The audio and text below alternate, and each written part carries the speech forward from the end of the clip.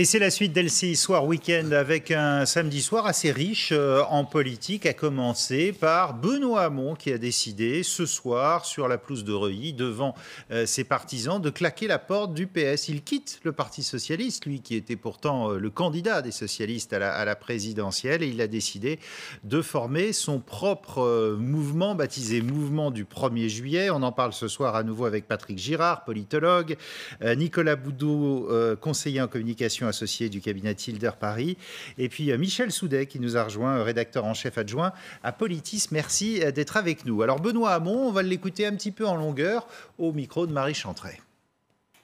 Sur LCI avec nous, Benoît Hamon, vous avez annoncé après 30 ans au Parti Socialiste que vous quittiez ce parti. Ce n'est pas un divorce mais une page qui se tourne, vous nous expliquiez. Oui, j'ai ressenti finalement la nécessité un peu vitale pour moi de retrouver une forme de liberté ou de garder cette liberté que j'ai pu connaître pendant l'élection présidentielle et primaire. Nous avons pu avoir sans être prisonniers de carcans, d'étiquettes, d'enclos. Des débats sur la question du travail, la question démocratique, la question écologique. Et il me semble que je serais plus utile aux socialistes, mais même aux socialistes, en n'étant plus membre du Parti Socialiste. Ça n'est pas un divorce, je l'aurais même dit à tout de suite. À très bientôt, je ne demande à personne de quitter le Parti Socialiste derrière le mouvement du 1er juillet. C'est une décision personnelle. Oui, voilà, le mouvement du 1er juillet accueillera des adhérents de partis, des non-adhérents. C'est pour moi une volonté surtout finalement de participer à cette régénération de la gauche qui me semble indispensable à un moment où Emmanuel Macron finalement fait reculer les libertés publiques. Nous le voyons sur les migrants, sur l'état d'urgence, va remettre en cause des droits fondamentaux des salariés. Tout ça au prétexte de déréglementer le code du travail pour faire baisser le chômage là où on sait que ça ne fera qu'augmenter la pauvreté de ceux qui travaillent et de ceux qui ne travaillent pas. Comment organiser justement cette opposition à Emmanuel Macron aujourd'hui dans ce mouvement ? Oui, ce mouvement aura dès la rentrée une forte visibilité en matière d'opposition et on aura des formes que nous tenons pour l'instant pour nous, que nous gardons pour nous, mais il faut bien réserver encore quelques surprises. Mais il y aura une organisation de ce mouvement très forte de façon à ce qu'il soit très présent dans le débat politique, que nous ne consacrions pas qu'aux états généraux de la gauche, mais aussi à bien dire qu'il y a bien une alternative à toutes ces politiques aujourd'hui libérales qui ne jurent que par la déréglementation.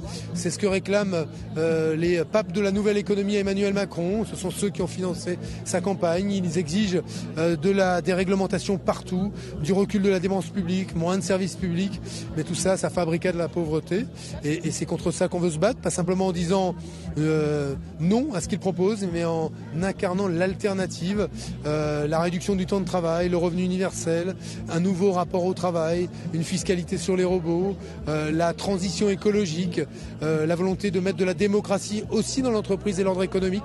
Voilà des sujets sur lesquels on a beaucoup à travailler. Sur une question rapide sur le timing, pourquoi maintenant si tôt finalement? Il y avait quoi selon vous, une ambiguïté à peut-être rester à l'intérieur, parler dehors? Non, oui, c'est surtout ça, c'est que je pense que faut être honnête et que si j'avais continué à être un pied dedans, un pied dehors, ça voulait dire que je résumais le mouvement du 1er juillet à la volonté de faire un courant du Parti Socialiste. Il me semble aujourd'hui que qu'il faut aller au-delà. Si j'avais voulu le faire, j'aurais signé une motion à l'intérieur du Parti Socialiste. Je respecte ce parti, j'y ai milité longtemps, je respecte ses adhérents, ils me sont chers toujours, mais je pense, moi, à titre personnel, je leur demande de respecter ma décision aussi, que j'ai besoin de cette liberté-là. Elle est presque vitale pour moi, pour être utile encore à la gauche. Benoît Hamon, merci beaucoup d'avoir été avec nous. Merci. Voilà, Michel Soudet, on ne comprend pas très bien ce que veut faire Benoît Hamon. Il veut garder sa liberté, il ne veut pas un pied dedans, pas un pied dehors. Enfin, il a fait que 6,3% à la présidentielle. L'échec du PS, il en est quand même un peu responsable aussi. Comment vous analysez ça ? Alors, il se trouve que j'étais à pelouse de Reuilly cet après-midi. Il y a, semble, quand même deux aspects dans le discours de Benoît Hamon. Le premier aspect, c'est sur l'analyse, où là, il diffère de la plupart des caciques du Parti socialiste qui se projettent dans un futur congrès. Il dit « Nous n'avons pas été battus, nous avons été remplacés », ce qui n'est pas la même chose. C'est-à-dire qu'ils n'ont pas été battus par la droite, ils ont été, selon lui, remplacés à la fois par la République En Marche, qui a aspiré une partie de l'électorat socialiste et des responsables socialistes, aspiré aussi de l'autre côté par la France Insoumise, qui a pris, et donc l'électorat socialiste s'est trouvé fracturé. Mais donc le PS n'existe plus. Effectivement, c'est un constat de mort du Parti socialiste. C'est le principal aspect de son discours sur l'analyse, c'est pas au PS que ça va se passer. Et donc, il tente cette aventure un peu en solo, parce que c'est un pari, vous l'avez entendu, c'est sa décision, il ne demande pas de le suivre, donc il part tout seul, il part sur une séquence où il n'y aura pas d'élection, il ne peut pas donner de perspective électorale avant au moins 2019, mais c'est plus vraisemblablement les municipales qui permettront à sa maison commune de s'affirmer que les européennes de 2019, d'autant que sa maison commune, il compte la mettre sur pied seulement dans le calendrier qu'il a évoqué cet après-midi, en 2019. Oui, mais enfin, il quitte le navire quand même après avoir fait 6,3%, Nicolas Boudot. Oui, ça ressemble à une forme de désertion, alors que probablement il incarne toujours quelque chose au Parti socialiste.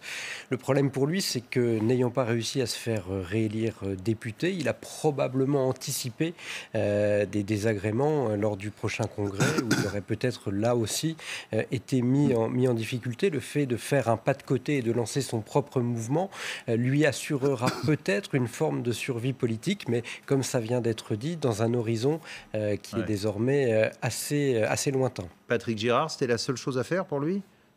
Non, enfin bon, les rats quittent le navire. Hein. Bon, je veux dire, quand Gaston Defferre et Lionel Jospin ont été responsables d'échecs électoraux cinglants du Parti socialiste, n'ont pas pour autant quitté le Parti socialiste.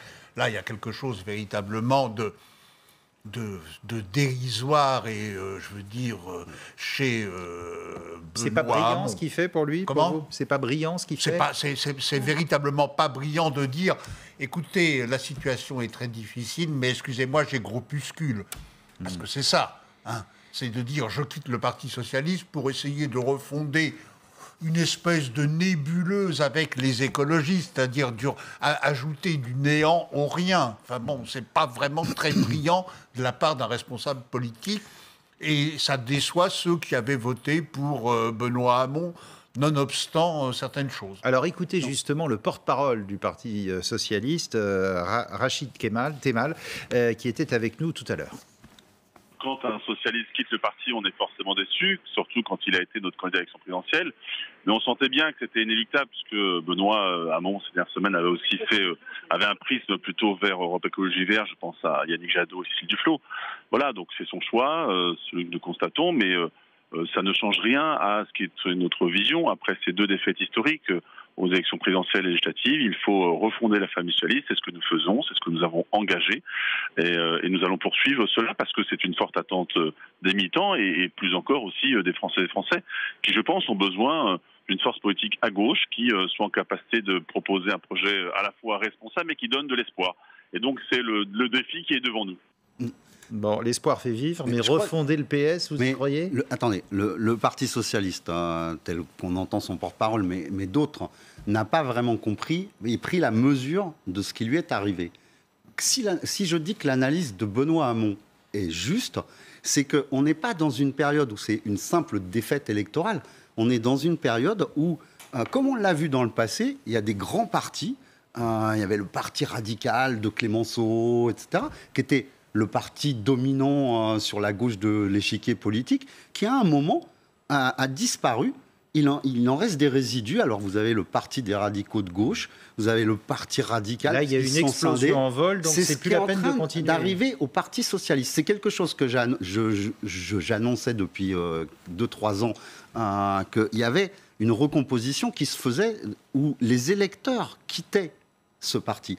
Alors, ils veulent refonder. Bon, on est dans une sorte de restauration.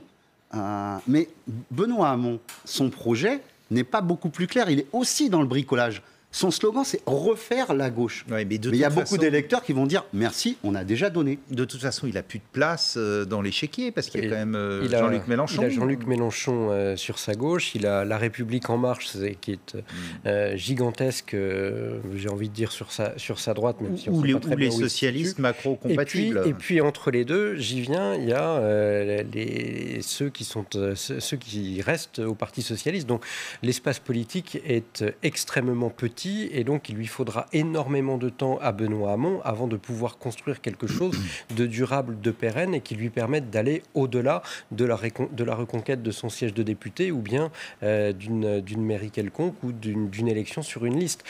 Il prend une ligne et un chemin politique qui est une traversée du désert, mais c'est pas un petit désert, là, c'est le Sahara et Arculon. Là où la ligne de Benoît Hamon n'est pas très très claire, c'est quand il dit que il compte, il a toujours des amis aux socialistes, qui veut travailler pour le socialisme, pour les socialistes, et qu'il le dit dans son discours à un moment, jamais il n'aura comme adversaire des socialistes, reste à savoir lesquels. Ouais. On se demande si son mouvement n'obéit pas à une volonté quelque part de contenir les électeurs socialistes, ou de flinguer qui seraient tentés d'aller vers Jean-Luc Mélenchon, puisque dans son discours, il y avait à la fois des charges contre le président de la République et de gros coups de patte à Jean-Luc Mélenchon. Alors, on va avancer justement. Pendant ce temps-là, que fait le gouvernement et que font le président ?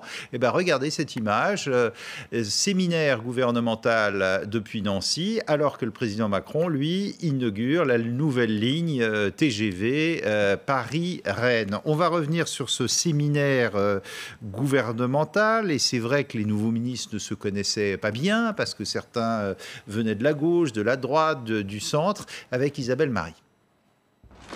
Un petit tour dans l'Est, voilà, c'est fini. Le gouvernement, en séminaire, a joué collectif. Ensemble, hors de Paris, sans nos téléphones portables. Collectif et entre soi, dès hier, en gare de Nancy, tous ensemble comme un pack de rugby, avec à l'arrivée les premiers éléments de langage. On a attaché du prix à ce moment de rencontre, à ce moment de partage, à ce moment de dialogue. Les mots pour le dire et des nouveaux héros en guest star. Rien de tel que l'aventure humaine pour souder un gouvernement qui ne se connaît, il est vrai, pas encore très bien. Je vais leur raconter ma mission et voir peut-être les points communs qu'il y a entre une mission spatiale et puis diriger la France. Merci. On a donc eu des selfies. Thomas Pesquet avec Sébastien Lecornu, Thomas Pesquet avec Bruno Le Maire, puis quelques images au balcon pour les photographes. Quant à ce qui s'est dit... Ce dîner s'est bien passé ? Très bien, merci beaucoup. Peu de mots, vraiment très peu de mots hier soir. Et guère plus ce matin.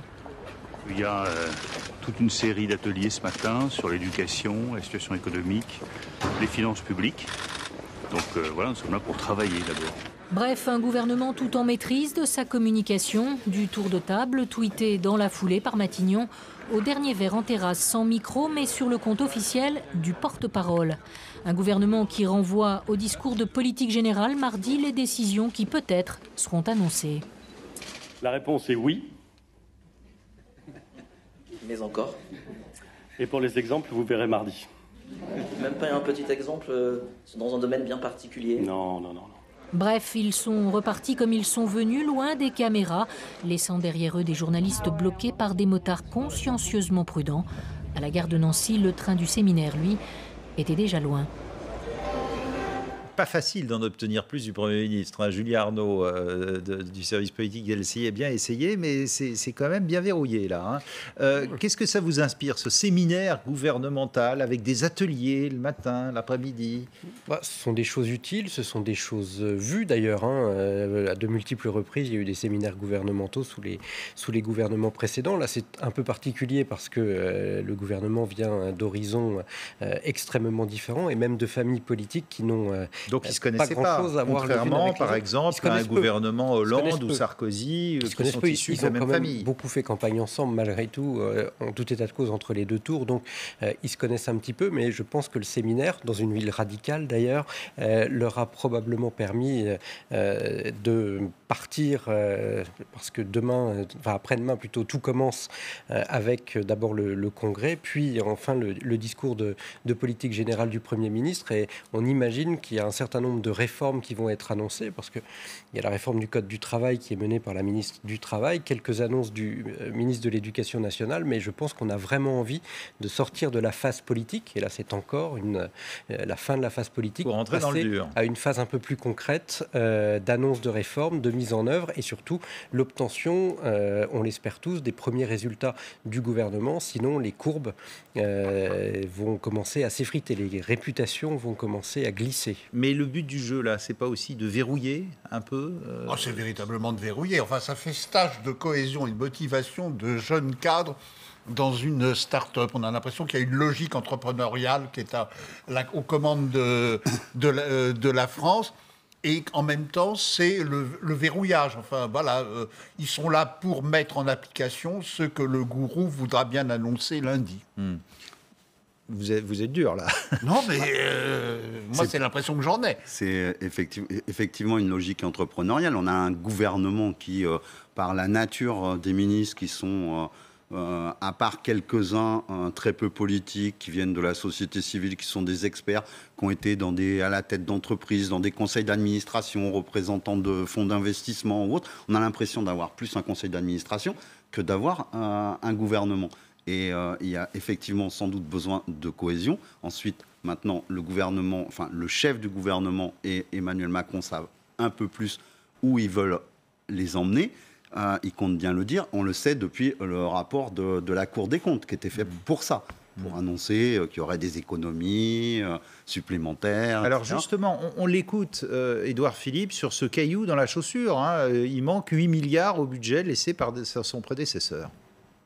La présentation de Didier Migaud, qui s'inscrivait dans le sens du rapport qu'il a rendu jeudi à la demande du gouvernement et à ma demande, nous a montré une situation budgétaire dégradée, durablement dégradée, et qui tranche avec les efforts entrepris chez un certain nombre de nos partenaires européens.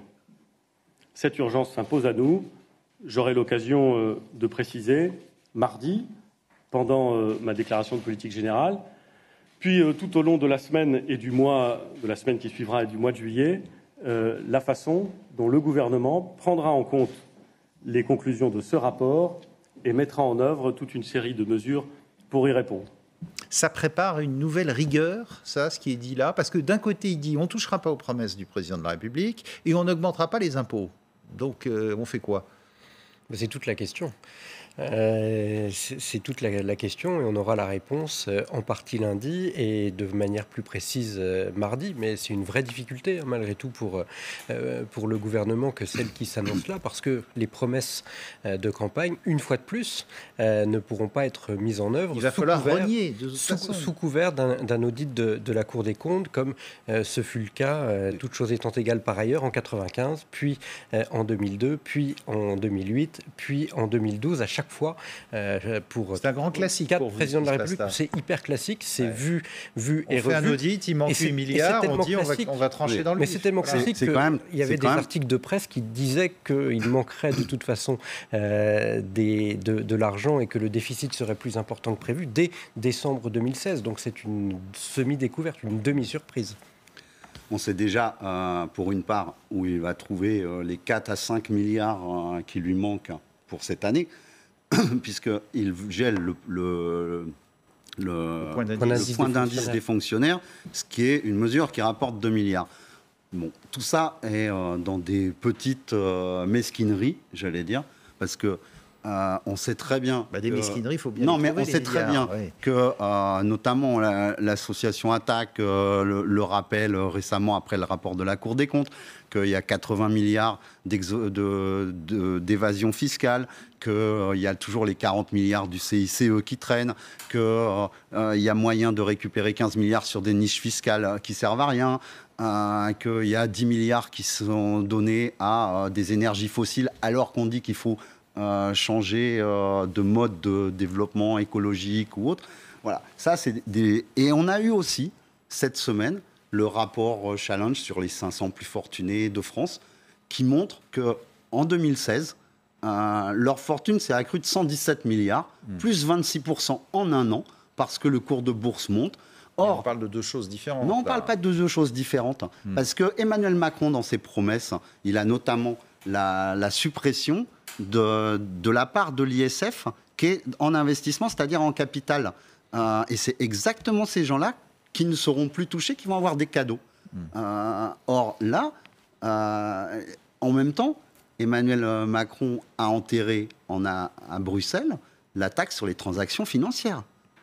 Mais est-ce qu'on prépare, là, l'opinion à une certaine rigueur? Oui, tout à fait. Le rapport Migaud, c'est quand même une divine surprise pour le gouvernement. Ça va permettre de pouvoir... Divine surprise? Ah oui, oui. Mais il s'en serait bien passé, quand même, non? Au moins, maintenant, on sait que... C'est une divine surprise télécommandée. Oui, télécommandée, mais au moins, on sait qu'il va falloir se serrer la ceinture, il y a des raisons, et quand l'opposition protestera, on lui dira, attendez, c'est vous qui êtes responsable de ce qui s'est passé. Hein. Selon le vieil adage... Hein, bon, voilà, on en reviendra à la bagarre de cour de récré, c'est pas moi, c'est l'autre. C'est l'application du vieil adage, quand on veut noyer son chien, on l'accuse de la rage.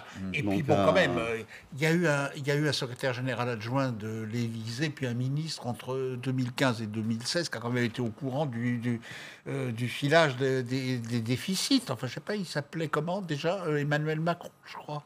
Il était au courant, selon vous, déjà de ce dérapage de 8 milliards. Voilà, tout à fait. Donc, alors, il aura l'occasion peut-être de s'en expliquer, en tout cas lundi, devant le Congrès, réuni à Versailles, députés et sénateurs. Le Congrès, petit rappel du passé avec Amandine Atalaya. Retour à la case Versailles pour Emmanuel Macron. Un mois après avoir reçu Vladimir Poutine en grande pompe sous les ors du château du Roi Soleil, le président s'exprimera ici lundi devant le Parlement. Sa façon à lui de s'adresser aux Français, seul, à une tribune et en majesté, voilà le mode de communication choisi. Le président, en revanche, n'accordera pas d'interview le 14 juillet. Aux questions des journalistes, il préfère le discours sans contradicteur. Je pense surtout qu'il a vraiment envie de ne pas se brûler les ailes pour le moment et que ça ne lui apporterait pas grand-chose. J'ai l'impression qu'il ne veut pas prendre de risques, en fait. Je suis un peu déçue parce que j'aurais bien aimé l'entendre. J'aimerais bien l'entendre un peu plus. C'est simplement une méfiance, parce qu'il y a des journalistes qui, on leur dit un petit mot, ils l'interprètent différemment. L'occasion parfois de faire des annonces importantes. François Mitterrand, par exemple, confirme en 1984 le retrait du projet de loi Savary sur l'école privée.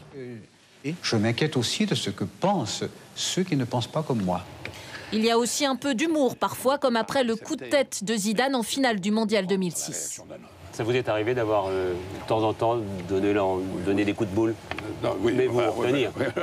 J'essaye de me retenir. En parole, peut-être. Souvent, des ministres ont été recadrés, tel Emmanuel Macron. Dans un gouvernement, il n'y a pas de démarche personnelle, encore moins présidentielle. Alors, le Congrès, plutôt que l'interview du 14 juillet, d'accord avec cette interprétation? Il préfère un discours laminaire, sans contradicteur, plutôt que d'être interrogé par les journalistes le 14 juillet? Il a plutôt raison. Alors, je mettrai les journalistes de côté parce que les premières interviews, la première année des nouveaux présidents de la République, c'est toujours hyper chiant. On n'apprend rien du tout puisque l'élection vient d'avoir lieu, l'élection législative derrière, les discours de politique générale, et donc on arrive le 14 juillet avec rien de plus à annoncer. Alors là, il a la possibilité de faire un discours qui, s'il reste sur les grands principes régaliens et que le Premier ministre, le lendemain, précise les réformes de manière concrète et finalement on dit un tout petit peu plus que le Président de la République, on retrouvera une ligne institutionnelle qui ressemblerait à la Constitution de 1958 avec un Président de la République qui donne les grandes orientations et un Premier ministre qui gouverne. Oui. Donc, si ça se passe comme ça dans les 3 et 4 juillet, eh bien, on retrouvera l'épure de la Ve République. Si Emmanuel Macron, en revanche, en dit beaucoup plus que son Premier ministre, là, on sera sur un hyper-maxi-président et déjà dans une mini-crise institutionnelle. Et on ne va pas vers une sorte d'américanisation de la Ve République, une espèce de discours de l'État de l'Union Oui, tout à fait. Là, c'est un discours de l'État de l'Union. Enfin bon, il va y avoir cours magistral lundi et mardi, il y aura travaux pratiques avec le Premier ministre. Mais en tous les cas, c'est un discours de l'État de l'Union, c'est la présidentialisation à outrance du régime et c'est le calqué sur le système américain. Bon, là, véritablement, il y a une dérive qui est quand même relativement Pas d'accord, inquiétante. Michel. Non, pas du tout. Là-dessus. C'est calqué sur le système américain, sur les pires travers du système américain à ce moment-là. Parce que dans le système américain, le président n'a pas tous les pouvoirs, contrairement au président français. Il est barré par...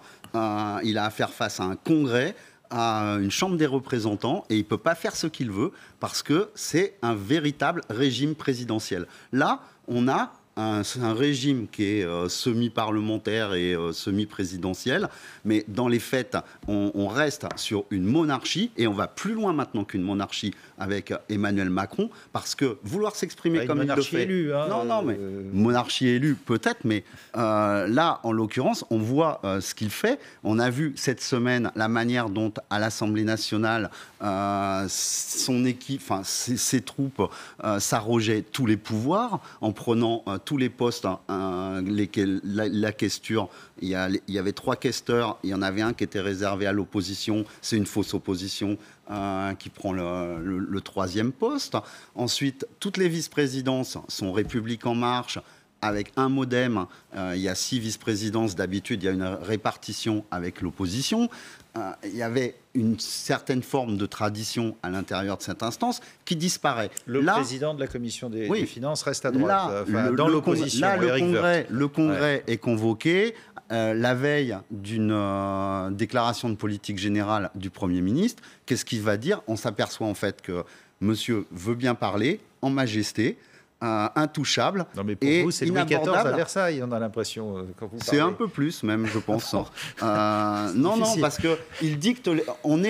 On le voit bien, on a vu aujourd'hui avec les inaugurations, le fait qu'il était auparavant à l'hommage rendu à Helmut Kohl. On est, depuis qu'Emmanuel Macron est là, uniquement on nous donne des images, on nous raconte une histoire avec des images, mais il n'est jamais possible de le questionner sur quoi que ce soit. C'est un intouchable. Qu'est-ce qu'il va dire lundi? Il va faire planifier les 5 ans à venir, à votre avis? Il va donner vraiment une feuille de route précise? Précise, ce serait à mon avis une mauvaise idée. Non, je pense qu'il va rester sur des grands thèmes et plutôt donner des orientations et même des directives, une direction à son Premier ministre qui sera une préfiguration ou une introduction du discours de politique générale. S'il allait plus loin que cela, il sortirait à mon avis de l'idée qu'il a de ce discours. Non, à mon sens, si on peut lui donner un conseil ici à cette heure-ci, c'est de rester sur des grands principes et de voir... Il va être dans le consensuel et les grands principes. Il va être dans le consensuel et les grands principes probablement. Et dans la majesté, mais avec le souci aussi de se démarquer, parce que il veut se démarquer aussi par rapport à François Hollande, qui a été le dernier président de la République à s'exprimer devant le Congrès. Oui, mais dans un contexte très précis. Dans un contexte, mais avec la déchéance de nationalité qui n'avait pas été vraiment très heureuse. Là, il a tout intérêt à rester dans le registre du général et du consensuel. Cette possibilité de s'exprimer devant le Congrès, c'est une nouveauté introduite par Nicolas Sarkozy qui a été utilisée que 2 fois, contrairement à ce qu'a prétendu M. Castaner, qui ne connaît pas l'histoire parlementaire, bien qu'il en soit le ministre. Mais on voit bien qu'on va avoir Emmanuel Macron dans un exercice extrêmement maîtrisé avec un discours écrit qu'il va lire, alors que Emmanuel Macron, pour connaître véritablement le fond de sa pensée, est plus intéressant quand il est questionné et même quand il s'exprime de manière spontanée. On l'a vu jeudi soir quand il inaugurait cette station F qui rassemble des start-up dans Paris, où il expliquait qu'une gare, c'est un lieu intéressant parce que s'y croisent des gens qui réussissent et des gens qui ne sont rien. On a une conception d'un mépris de classe extraordinaire et je m'étonne que la presse ne l'ait pas autant relevé que ça aurait dû l'être. Justement, on va rester dans la gare avec un Emmanuel Macron qui a pris un malin plaisir, enfin qui était heureux d'inaugurer ce nouveau TGV Paris-Rennes en 1h25, parti de la gare Montparnasse pour arriver en gare de Rennes. Et c'est Romain Gouachon qui nous rappelle ce qui s'est passé. Droit devant, la gare de Rennes. Parti de Paris cet après-midi, le président Emmanuel Macron a fait le voyage en un temps record, s'improvisant même en copilote, satisfait.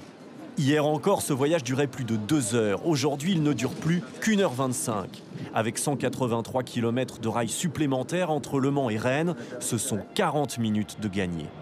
5 ans après le début du chantier, la France inaugure pour la première fois en même temps 2 lignes à grande vitesse. Ce matin, arrivait en gare de Bordeaux le TGV Océane, parti de Paris seulement 2 heures plus tôt. À son bord, un ministre de la Transition écologique et solidaire, impressionné par la performance. Je vais dire que c'est presque trop rapide parce qu'on a à peine le temps de commencer à travailler, à discuter, qu'on est déjà arrivé. Donc ça change franchement la notion du temps. Dans 2 heures, j'arrive même pas à imaginer qu'on est dans le sud-ouest. Je pense que c'est un événement quand même important et qui va rendre service à tous les Bordelais parisiens. Et je compte bien aller à Paris, j'ai des enfants à Paris, avec le LGV. 1 heure de trajet en moins pour rejoindre la capitale de la Gironde.